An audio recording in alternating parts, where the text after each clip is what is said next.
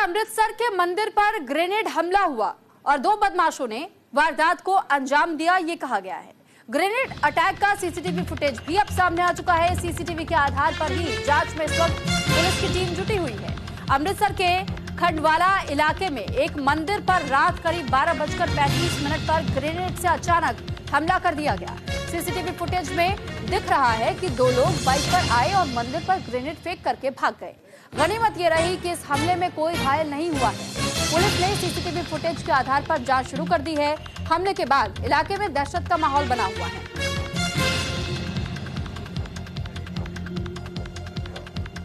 फिलहाल आपकी जानकारी के लिए बता दें कि देखिए, जिस तरह ये मामला सामने आया था, अमृतसर के मंदिर से इस बार ये ग्रेनेड अटैक का मामला सामने आया। इससे पहले आपने अमृतसर में ही कई बार ये खबरें जरूर सुनी होगी कि बीएसएफ ने किसी संदिग्ध ड्रोन को मार गिराया, कभी गुरुद्वारे के पास हमला किया जाता है तो कभी पुलिस थानों पर हमला किया जाता है। और ये ग्रेनेड हमले अमृतसर में इन दिनों आम हो चुके हैं। ऐसे मामले लगातार सामने आते रहे, लेकिन ये इंटेलिजेंस फेलियर ही इसे हम कह सकते हैं, क्योंकि पहले से इस बात की कहीं कोई आशंका, कोई उम्मीद पुलिस को भी नहीं होती और इन घटनाओं को अंजाम देकर लोग आसानी से फरार भी हो जाते हैं।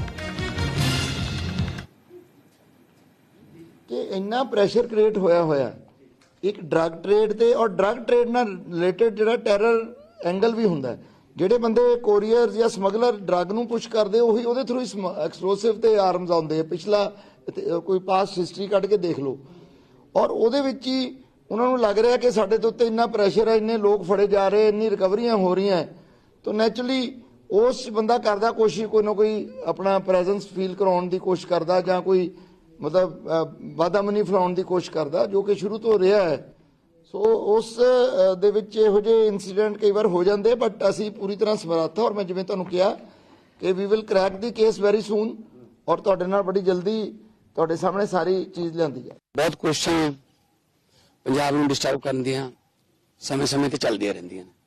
कदे कोई आ भी तो ड्रग भी तो एक पंजाब नूं डिस्टर्ब करने की कोशिश है, फिर गैंगस्टर, फिर फरौतियां, है ना, ताकि ये लगे कि पंजाब जिहड़ा वो अशांति का सूबा बन गया फिर दोबारा।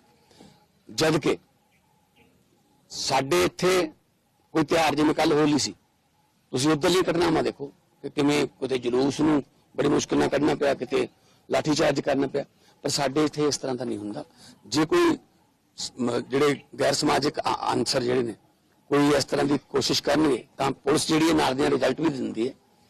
ते जिहड़े मोगे च कल कोई होया, भावें वो निजी उन्हां दा सीगा मामला, पर उन्होंने तीन जणिਆਂ ਨੂੰ गिरफ्तार कर लिया।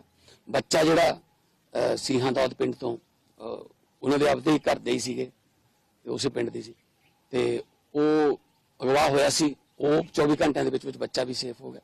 सो साडा जिहड़ा पुलिस का जिहड़ा इक्विपमेंट है, या पुलिस कोले जिहड़े साधन ने वो बहुत अपडेटेड ने। मैं बार बार तुहानूं दसदा रहना, गड्डियां तो लैके कैमरिਆਂ तो लैके कि किवें असीं एक दूजे नाल जिहड़ा सहयोग करके अपराधियों को फड़ लेने।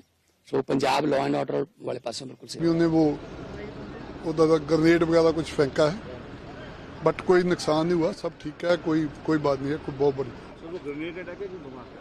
नहीं, ग्रेनेड ही बोला गया, मेरे को पुलिस अफसर ने बोला कि ग्रेनेड का।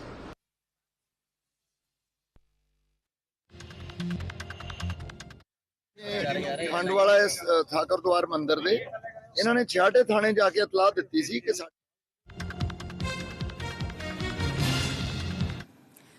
और इस पर ज्यादा जानकारी के साथ गीतांशु सेजवाल हमारे साथ जुड़ चुके हैं। गीतांशु, सबसे पहले तो आपसे ये जानकारी चाहेंगे कि जो ग्रेनेड हमला हुआ, क्या इसमें किसी के हताहत होने की कोई खबर मिली क्या?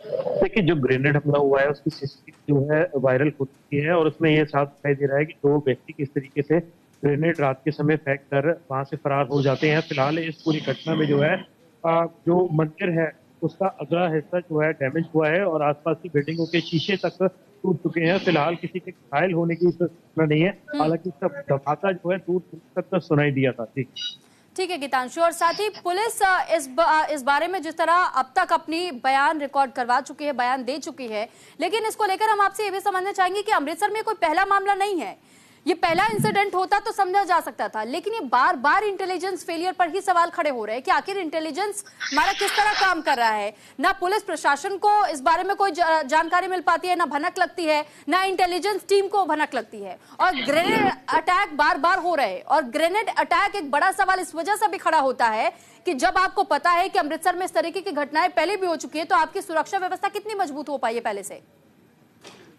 सबसे बड़ा सवाल ये होता है इंटेलिजेंस का। तो इंटेलिजेंस का सबसे बड़ा फेलियर यहाँ पे नजर आता है कि जो पीछे धमाके हुए, करीबन आधा दर्जन से ज्यादा धमाके अमृतसर में हो चुके हैं, और सारे के सारे जो है पुलिस थाने या पुलिस वाले अफसर के जो है घर पर हो चुके हैं। तो इस तरीके के जब हमले होते हैं तो पुलिस उसको छुपाती हुई नजर आती है, कोई ना कोई बहाना बनाती हुई नजर आती है, और किसी भी तरीके का कोई पुख्ता बयान नहीं दे पाती है। हालांकि ये जो धमाका हुआ है एक धार्मिक स्थान पर हुआ है, एक मंदिर पर हुआ है, तो एक बड़ा सवाल खड़ा होता है। धार्मिक संस्थान इसके ऊपर लेकर बड़ा गंभीर है, और पुलिस अफसरों का बयान अगर बात करें यहाँ पर पुलिस कमिश्नर गुरप्रीत सिंह भुल्लर की, तो उन्होंने साफ कहा है कि पुलिस यहाँ पर पुख्ता प्रबंध रखे हुए हैं और इस काबिल है कि वह जल्द ही आरोपियों को पकड़ लेगी। मगर उनका बड़ा सवाल उन पर यह खड़ा होता है कि इंटेलिजेंस क्या कहती है, और उनके रिकॉर्ड जो है अब तक के ब्लास्टों के, तो उसके ऊपर कोई ढील जो है जो बरतती आई है पुलिस, यहाँ पर कोई उसका अनुमान लगाते हुए नजर नहीं आती कि और साफ साफ ये बोलती है कि आईएसआई का इस पर हाथ हो सकता है, क्योंकि ड्रग्स माफिया के ऊपर पंजाब में वार चल रहा है, तो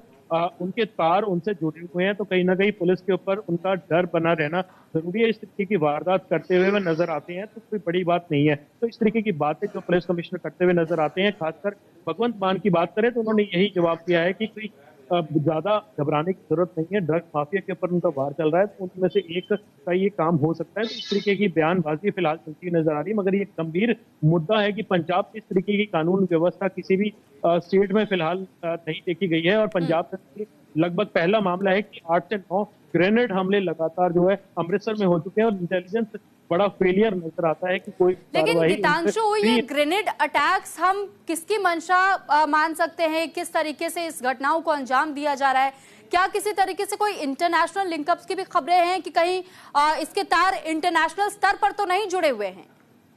देखिए, पिछले जो ग्रेनेड अटैक्स हैं उसमें कहीं ना कहीं खालिस्तान इनपुट नजर आता है, उनके पोस्ट नजर आते हैं सोशल मीडिया पर, और जो यहाँ पर गैंगस्टर्स हैं जो विदेश में बच चुके हैं उनका इसमें सम्मिलित होना नजर आता है। मगर कहना गलत नहीं होगा, कहीं ना कहीं ये जो इनपुट है जो मिल रही है ऐसा ही की हो सकती है, इस पे कहना कुछ अभी पक्का नहीं है, क्योंकि पुलिस भी इस बारे में बात कर रही है। मगर कहीं ना कहीं जो मंशा है ये आईएसआई और उनके स्लीपर सेल की हो सकती है, जिनको पकड़ना लगातार पुलिस का जारी है, और पकड़ने के बाद भी असफलता हाथ लग रही है, क्योंकि प्री इनपुट नहीं मिलते हैं और एक के बाद एक घटना होती रही है।